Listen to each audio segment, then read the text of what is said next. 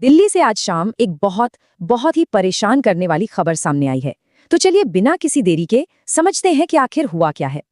तो बात है शाम के करीब 6:45 की, 6:55 की, और जगह थी दिल्ली का ऐतिहासिक लाल किला मेट्रो स्टेशन। जो लोग वहां मौजूद थे उनका कहना है कि सब कुछ पलक झपकते ही हो गया। एक जोरदार धमाके की आवाज इतनी तेज कि उसने पूरे इलाके को जैसे दहला कर रख दिया। और जाहिर है इसके बाद वहां भगदड़ मच गई, चारों तरफ दहशत का माहौल था। तो सवाल यह है कि आखिर हुआ क्या था। चलिए इस घटना को थोड़ा और गहराई से समझते हैं। तो देखिए, जो पहली रिपोर्ट्स आ रही हैं उनके हिसाब से ये एक बड़ा धमाका था जो एक कार में हुआ। ये car Lal Qila metro station के गेट नंबर 1 के ठीक पास में थी, और धमाका इतना जबरदस्त था कि आसपास जो दूसरी गाड़ियां खड़ी थी ना, वो भी आग की चपेट में आ गईं। बताया जा रहा है कि आग की लपटें तो काफी दूर से ही दिख रही थीं।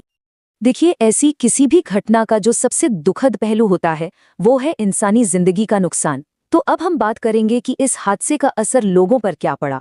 शुरुआती जानकारी जो सामने आई है वो सच में दिल दहला देने वाली है। इस हादसे में अब तक 8 लोगों के मारे जाने की पुष्टि हो चुकी है। और सिर्फ मौतें ही नहीं, इस धमाके में कई लोग घायल भी हुए हैं। हाँ, अभी तक घायलों का सही आंकड़ा तो सामने नहीं आया है, पर एक बात तो साफ है कि इसका असर बहुत बड़े पैमाने पर हुआ है। लेकिन इसमें एक कह सकते हैं कि राहत की बात यह है कि बचाव का काम फौरन शुरू हो गया। जितने भी घायल थे उन्हें तुरंत नजदीकी अस्पतालों में इलाज के लिए ले जाया गया है। अच्छा, अब बात करते हैं एक्शन की। मतलब इस संकट की घड़ी में अधिकारियों और इमरजेंसी सर्विसेज ने कैसे रिस्पॉन्ड किया। तो जैसे ही घटना की जानकारी मिली, एक्शन बहुत तेजी से लिया गया। सबसे पहले तो fire brigade, bomb disposal squad और दिल्ली पुलिस की टीमें सब फौरन मौके पर पहुंच गईं।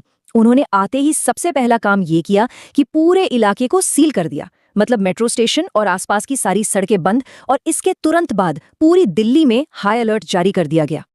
लेकिन सवाल ये उठता है कि पूरी दिल्ली में हाई अलर्ट क्यों? तो देखिए, लाल किला सिर्फ एक घूमने फिरने की जगह नहीं है। ये इलाका देश की पहचान से जुड़ा हुआ है, एक बेहद सेंसिटिव और हाई सिक्योरिटी जोन।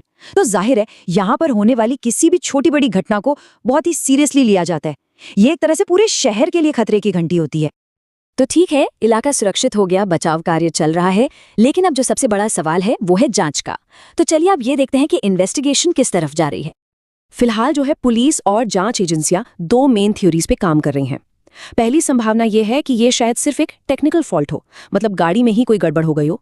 और दूसरी संभावना, जो कि बहुत गंभीर है, वो ये कि क्या ये एक सोची समझी साजिश थी, क्या ये एक डेलिबरेट अटैक था। और यही वो सबसे बड़ा सवाल है जिसका जवाब आज पूरा देश जानना चाहता है। क्या ये सिर्फ एक दुखद हादसा था या फिर एक कायराना हमला? खैर, इसका जवाब तो पूरी जांच के बाद ही पता चलेगा। और आखिर में एक बहुत जरूरी बात, देखिए ऐसे समय में ना अफवाहें बहुत तेजी से फैलती हैं। तो अधिकारियों ने भी अपील की है कि प्लीज किसी भी तरह के रूमर्स पर ध्यान न दें। जो भी जानकारी ऑफिशियल सोर्सेज से आ रही है सिर्फ उसी पर भरोसा करें।